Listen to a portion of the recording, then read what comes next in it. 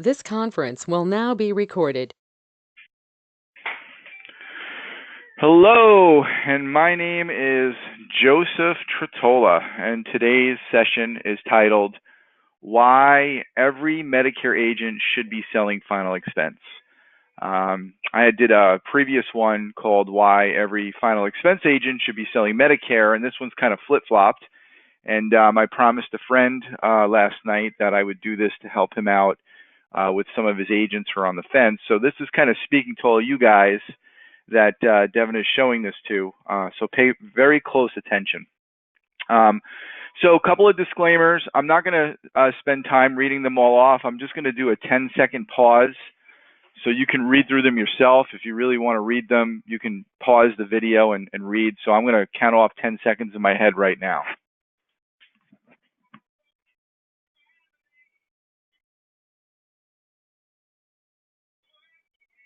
Okay, so what are some of the difficult parts of our job? What makes our job extremely hard? And, first and foremost, what I find is the most difficult part of an insurance person's job is finding someone to present our products and our services to. And another way to describe that is a lead. Secondly, qualifying that person for our products and services. It's one thing to have a lead, but are they qualified for what we sell or what products and services we provide? And another way to describe that would be a qualified lead. Number three, getting in front of that person, which would be an appointment, or engaging with them on the phone, which would be a telesales pitch. So whether you're a face-to-face agent or whether you're an agent that sells over the phone, you need to have leads. The leads need to be qualified, and the qualified leads need to be willing to speak with you or meet with you. Very, very difficult in our job to do all three of those things. Creating value. Do you have something that will solve their goals and objectives? Gaining trust, eventually commitment, which is closing business. And then finally, do you have the resources to buy the product or services that you are offering? In other words, can they afford what it is you're trying to present to them? These are some of the most difficult things of our job: getting the lead, qualifying the lead, asking the lead to meet or talk to us, making sure that we can help the lead, providing value, gaining trust, and then ultimately converting it over to business. Why will the Medicare agent always have an edge? Well, there's a lot of different reasons.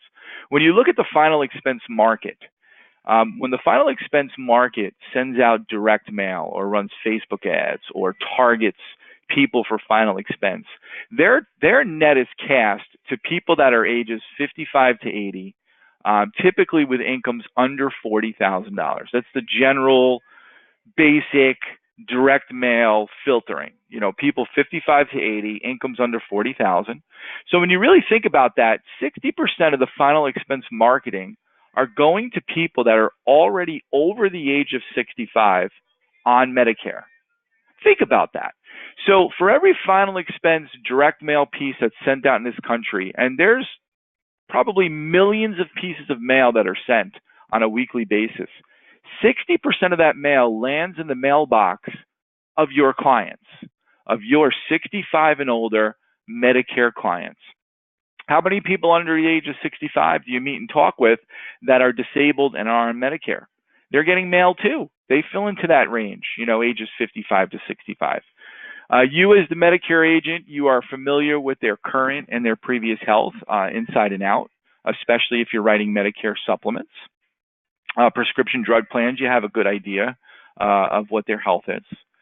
You know every medication your prospect is on and has filled at a pharmacy. You know your prospect's primary care physician's name and address. These are things you need for a life insurance application. You are already sitting down or on the phone with the final expense prospect. It's your own clients. Every single one of your clients are being heavily marketed to by final expense agents and final expense companies. You have the edge, okay? So you're already happy selling Medicare. Why should you sell final expense? Well, there's a lot of different reasons. First and foremost, you become the go-to for your Medicare client. And the data suggests that when you sell multiple lines of business, the client is more likely to recommend you to others and buy other product lines. So if you're just a Medicare guy or gal and you're sitting down with them, that's all they know you for. They just know you to be the Medicare person. So maybe when Medicare comes up in a conversation, they'll think of you. But when anything else comes up in a conversation, they're not thinking of you. However, now you're selling multiple lines of insurance, you're doing multiple product lines. Anything insurance related comes up, guess what? They're thinking of you because they got multiple policies with you. They're more likely to recommend you out. Secondly, is they're more likely to stay on the books longer. Absolutely longer, because you are now vested with them. There's a vested relationship. There's multiple pieces of business. There's multiple conversations that they need to have with you throughout the year. The second part would be the money. The average final expense premium, and this is different for different people. If I showed this to some of my agency competitors, they would say, well, my average final expense premium is $75 a month. And that might be true, but I don't want to give you folks an unreasonable expectation. I wanted to give you guys a realistic expectation. The average final expense premium for a 65-year-old male, $10,000, ranges between about $50 and $60, give or take. What that equals is an average, if you are put at street level, an average of $792 first year commission. 75% of that can be advanced to you within a couple of days of the application being approved. So that's $594, almost $600 within a couple of days of doing the application. If that's not enough of a reason, because somebody else is making that money on your clients, you add another renewal stream to your book of business. The monthly renewals for a final expense client starting in year 2, and again, it varies by carrier. It ranges between about $4 and about $6 per month per client. Obviously, some less, some more, but that's kind of like the target range. And this can increase your Medicare renewal per client by 20 to 30%. If you're getting $240 or $25 a year, about $18 and change per month from a Medicare plan, and now you're adding $4 to $6 more because of the final expense, you just bumped your revenue up by 20. You just got a 25% pay raise the following year without adding an additional client, without spending another dollar on leads. Think about that. You bulletproof your business. The final expense agent cannot steal your client. I opened up this conversation this morning with the fact that I had did a webinar in the past titled "Why Every Final Expense Agent Should Be Selling Medicare." I'm not the only one out there that's doing that. There's a lot of groups out there that are going after Medicare agents, final expense agents, and they're training them to sell Medicare. So the final expense agent that was once just a final expense agent now has all your Medicare products. And if they can get in the door with the final expense plan, what do you think they're going to do with your Medicare plan? They're probably going to take that away. So it's time for you to get onto the gravy train. You're going to bulletproof your business. The final expense agent cannot steal your client. And then, as you know this, everybody talks about this, with 10,000 people turning 65 every day, you will never run out of prospects. In fact, there are more people that need help than there are agents. So you were told that you're not allowed to market non-health related products to your Medicare clients. And that's a myth. That's a complete myth. As with any insurance product, there's always an associated level of compliance. Compliance should always be viewed as a good thing. And the reason why is it helps eliminate many of the bad apples out there. Now, it doesn't eliminate them all, but it definitely puts a fence up and it keeps a lot of the bad guys and gals out. Compliance is a very, very good thing. It keeps us all in check. There are 3 major rules you must always follow. And number 1, and I know this is why you should sell final expense, but I'm always going to address this one. There is no unsolicited contact to sell Medicare Advantage. Okay, you already know this one.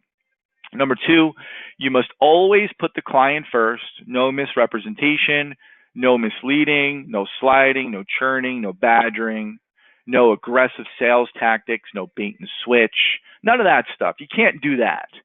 And then finally, a non-health related conversation or appointment should always be held separate from a health related conversation appointment. And not only should the conversations be held separate, the product presentations must be held separate. So in other words, if you're on a health related appointment and you're having a health related conversation and that conversation turns into a health-related application, such as a Medicare supplement or a Medicare Advantage. You cannot do anything else. That's like the cardinal rule.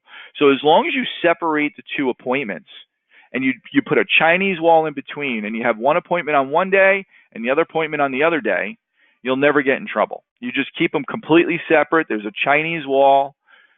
Keep them away from each other, and you'll never, ever, ever, ever, ever have a problem. How easy is it to do a final expense application? Well, it's probably the easiest application you'll ever do in your life. The carriers that we like to work with are what I dub as what are called phone-friendly carriers. They're extremely competitive in pricing. Every time you run rate quotes, at least 5 of the 10 carriers we work with will show up in the top 5 of the 10 carriers we work with will show up in the top 10 of lowest rates. And it goes like this. Once you qualify the prospect medically, and it would be the exact same process you would do for an underwritten Medicare supplement plan. So if you've ever written an underwritten Medicare supplement plan, you got to check the medical questions, the knockout questions on the application. You got to make sure the prescription drugs are no knockout drugs. And you got to do a little bit of health history. You got to dig a little bit and to make sure that they don't have any declinable conditions or have had declinable conditions. Or if they did have declinable conditions, they're out of that look back period, 2 years, 3 years, 5 years. Same exact process. Once you medically qualify them for the product, what you do is you call into the insurance company's point of sale interview line. They answer almost immediately. You give them a little bit of information, the prospect's name, the address, the amount of coverage they're applying for, what state you're in. And this would be whether you're in the same location with them or whether you're in a different location with them. So whether it's face-to-face or whether it's telephonically 1,000 miles apart, the process is the same. What happens is you turn the phone over to the insured. They do the personal health interview. They do the PHI. They run a prescription drug checker to see what they filled in the last 7 years, and they also run an MIB report. At the end of that call, if everything goes well, they will approve the policy. They'll ask you to get back on the phone. They will give you the policy number, and then they will tell you, of course, that the policy is approved, and that is it. You're done. You can have the policy sent to be delivered, or you can have it sent directly to the insured, to the applicant, where the insurance company will mail it to them. That's up to you. They ask you each time on the call, and then when everything's said and done, you're done. 30 minutes. That's it. 30 minutes, start to finish. From the time the client says, "Let's do this," to the time you say, "Congratulations, you've been approved for coverage. Here's your policy number. Feel good, you did a good thing for your family," is 30 minutes. That is it. And the best part is you get paid big money for your hard work. And I mean that facetiously. I mean your easy work. So how do you bring up the topic of final expense? Well, you know what? The simplest answer is you just ask. You just ask. What usually works good is when we offer a complimentary life insurance review. And the reason I say it this way is that what I have found is that most people buy their life insurance, they get their policy, the day that it arrives, they take a look at it. They may not even read it, but they definitely take a look at it, and then they wind up filing it away somewhere. And that's probably the last time they ever look at it again. It's never taken out again until somebody like me or somebody like you asks them to go get it. And you will be surprised by how many people don't even know how their life insurance policy works. And this is what I mean. I can't even tell you how many times I've had conversations with people where they were just adamant, that they had a permanent policy, a whole life type of policy. And when we would call the insurance company together, we would come to find out that they had a term policy that was going to expire in a couple of years. Or how many people were just convinced that they had a certain amount of coverage at a certain amount of price. And then when we would call the insurance company together, we would come to find out that their coverage was far less than what they actually thought. Or there was a part of the accidental death benefit that they were under the impression was a sickness death benefit. So you would be very surprised. Most people don't even know how their insurance policy works. Many people, and you see the ads. I mean, I think last month was Life Insurance Awareness Month, September. Many people are underinsured or not insured at all, especially in this space. You know, what winds up happening is after the kids grow up, the policies get cashed in, or they lapse, or they get terminated, and then nobody really thinks about a burial plan until later on in life. Last thing we want to think as people is the fact that we're going to die. The worst case that could happen to you, this is the worst case scenario. If you ask your clients if they would like to discuss life insurance, the worst case scenario is they say no. That's the worst that could happen. They say no. They don't want to talk about it. And the interesting part is you are in a no different situation at that moment than right before you asked. Your situation is not any different. The only thing that's different is you asked. That is it. And the best case scenario is if you do ask, and it does go positive, which many of the conversations will, is you get an opportunity to help them make informed decisions. You know, that's the absolute best case scenario. So this concludes all the reasons why every single solitary Medicare agent should be selling final expense. Just a few next steps. If you are part of our network, reach out to us for any additional questions or training you feel you need to want. If you are with any of our agents, you are absolutely allowed accessibility to us. That is one of the promises we make to the agents, is that if they have any downline agents that they are working with and they needed some questions answered, or they needed to talk or whatnot, we make ourselves available to the best of our ability. We're not superheroes, but we do our very, very best to be accessible. If you're not part of our network, perhaps we should entertain a call to see if we're a good fit for you. We are not a one-size-fits-all. However, we do provide some detailed one-on-one training and support. And then if you have any questions about anything that you've seen in this video, that is my personal information down below. You can email me at nationcareservices@gmail.com, and you can call or text me at 561-276-3280. Thank you very much.